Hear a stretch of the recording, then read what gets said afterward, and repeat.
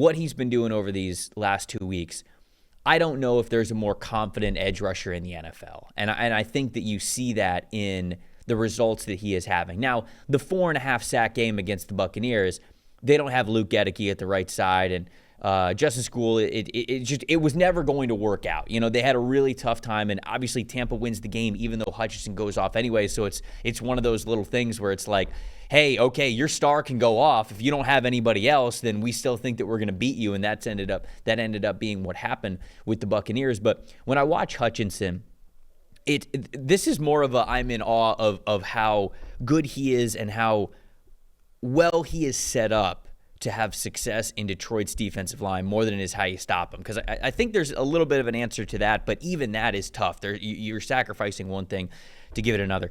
Hutchinson will consistently line up as like a wide 7 rusher, right? Where he's not over the outside shoulder of the last offensive tackle in a 5 technique. He's further out. He's like another gap out, if you will, as if there was a tight end attached to the line of scrimmage. Now, sometimes there is, but sometimes there isn't. They're very comfortable lining him up in that wide 7 technique anyways. And the reason why they do that is because if he can come at an angle like that, what I've noticed in particular is, of course, it stresses the offensive tackle to now get out a little bit wider to be able to challenge him. But Hutchinson loves that inside spin move counter. And he hits it so well and so regularly with so much success.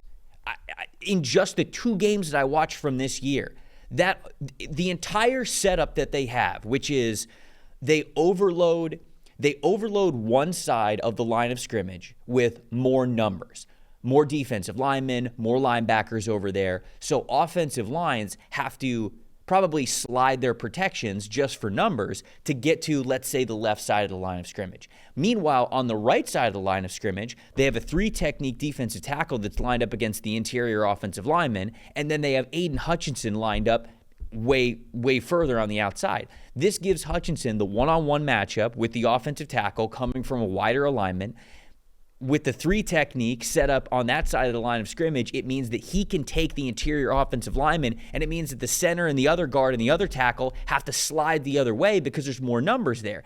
That entire setup for what Detroit has been doing early this season, I believe, is in place for Hutchinson to specifically hit the inside spin move, because that thing is devastating. And truth be told, I don't really know how you stop it unless you have a back in the backfield next to the quarterback who you make that running back's job to guard the inside shoulder of the offensive tackle. And you say, okay, overset on him and protect that outside shoulder, because if he spins on you, we'll have a running back there to be able to put their shoulder straight into his chest. And outside of that, though, Ollie, I think it's just a beautiful setup right now with what the Lions defensive line is doing for Hutchinson to succeed.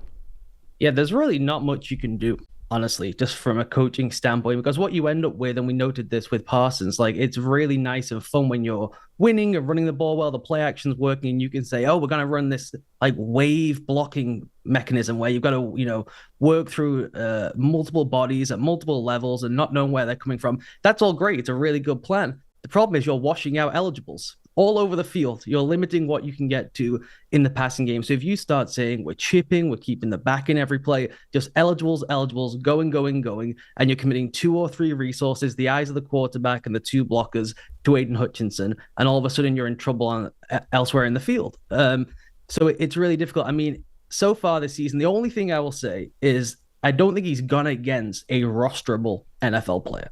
In the Rams game, after the injury, and against School, those guys are not NFL caliber players that he is just demolishing. I mean, the pass rush win rate, I think, is 42%. Has anything happened like that ever in the history of time? It's ludicrous. Yes.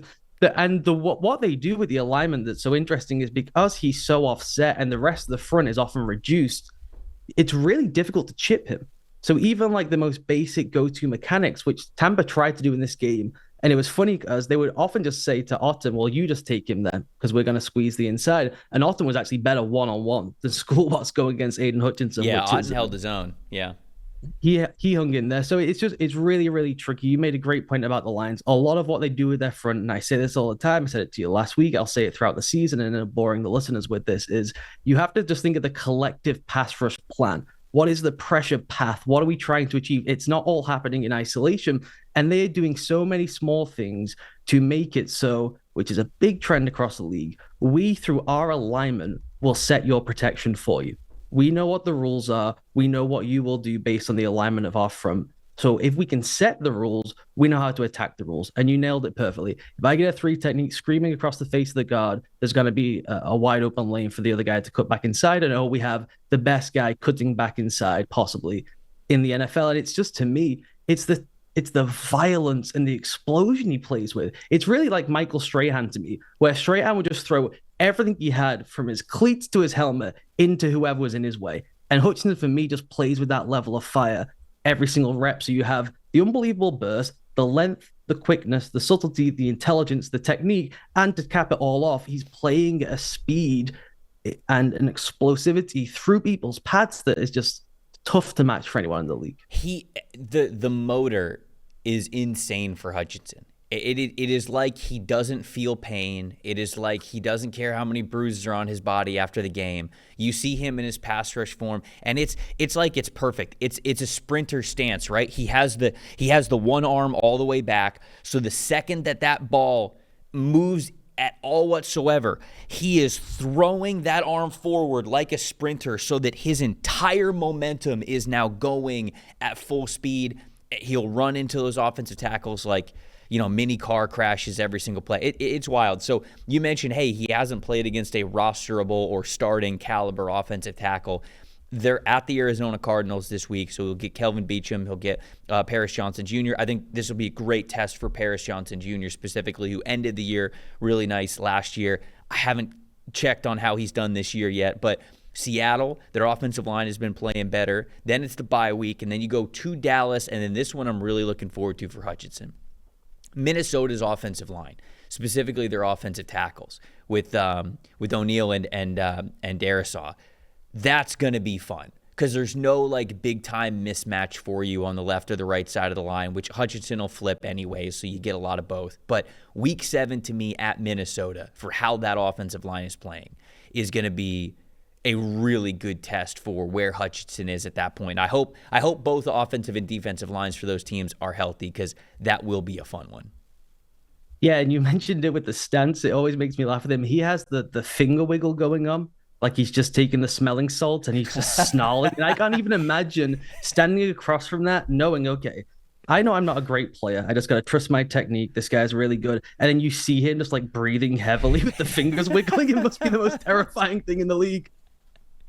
You could not pay me enough to stand in front of him. You truly couldn't.